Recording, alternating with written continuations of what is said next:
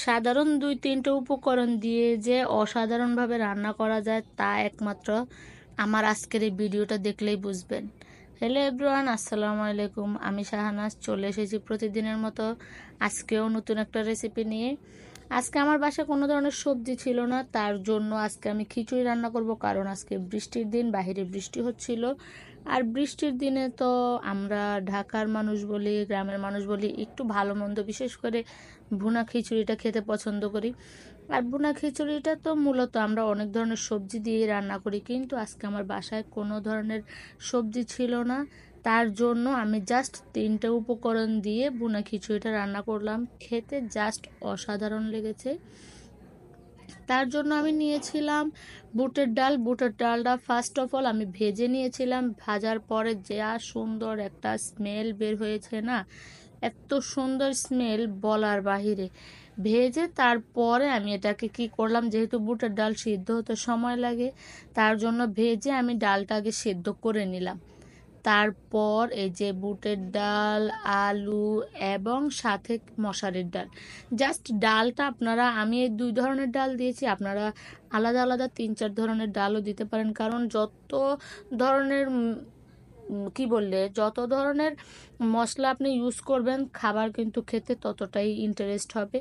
আবার যদি পরিমাণে বেশি দিয়ে ফেলেন, তখন কিন্তু আবার খাবারের স্বাদটা বিষাদে পরিণত হবে।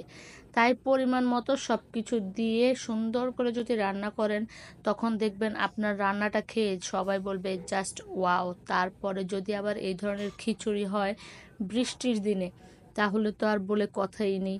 সবজি ছাড়াও রান্না করা যায়, জাস্ট আজকে আমার এই ভিডিওটা দেখলেই বুঝবেন। আমি জাস্ট আলু, বুটের ডাল, মশারির ডাল আর হচ্ছে কি ঘরে পোলাও চাল ছিল, তারপরও ভেবেছি আমার চালটা যেহেতু চিকন, তাই আমি ভাতের চাল দিয়ে রান্না করতেছি। আপনারা পোলাও চাল দিয়েও রান্না করতে পারেন। খিচুড়ি খেতে আমার পরিবারের সবাই পছন্দ করে মোটামুটি।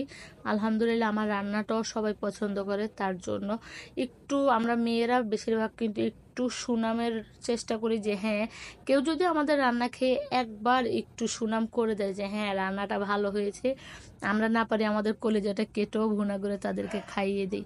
তাই আমার একটু সুনাম করলেই, আমি সবার মানে আমার রান্নার একটু তারিফ করলেই আমি আমার পরিবারের সবার পছন্দের রান্না করে খাওয়াই। কারণ আর তাছাড়া আমি যেহেতু একজন গৃহিণী, আমি সবার পছন্দ অপছন্দ বিবেচনা করেই সবসময় রান্না করি। আমি চাই যে সবাই জাস্ট তৃপ্তি করে খেতে পারুক। তাই এক চুলা খিচুড়ি রান্না করতেছি, আর পাশের চুলা কিন্তু হচ্ছিল গরুর মাংস ভুনা। কারণ কোরবানির পর খিচুড়ি আর গরুর মাংস না হলে কি জমে? খিচুড়ির সাথে তো গরুর মাংস হতেই হবে। তাই আজকে বৃষ্টির মধ্যে আমি ভাবলাম যে না, ঈদ আয়োজন তো চলেই গেছে, মাঝখানে কয়েকদিন গ্যাপ গেল, তখন আবার কোরবানির মাংস খেতে এতটা ভালো লাগেনি। কারণ কোরবানির সময় কিন্তু কোরবানির মাংসটা খেতে ভালো লাগে না। একমাত্র মাঝখানে কিছুদিন গ্যাপ দিয়ে তারপর যদি আবার ইউনিকভাবে আলাদা আলাদা রেসিপিতে আমরা রান্না করি, তখন অনেক মজা লাগে। তার জন্য আজকে আমি বৃষ্টির দিন, বাহিরে বৃষ্টি, ঠান্ডা পরিবেশ, এর মধ্যে খিচুড়ি এবং গরুর মাংস ভুনা করলাম।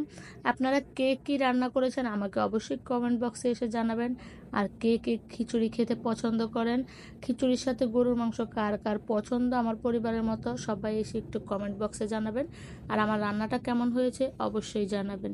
আজকের মতো এ পর্যন্তই। আমি শাহানাজ বিদায় নিচ্ছি আজকে বড় ভিডিও থেকে। খোদা হাফেজ। ও, আরও একটা কথা, এখন দেখি প্রায় আপনারা আমার ভিডিওটাতে লাইক কমেন্ট করেন না। লাইক কমেন্ট করতে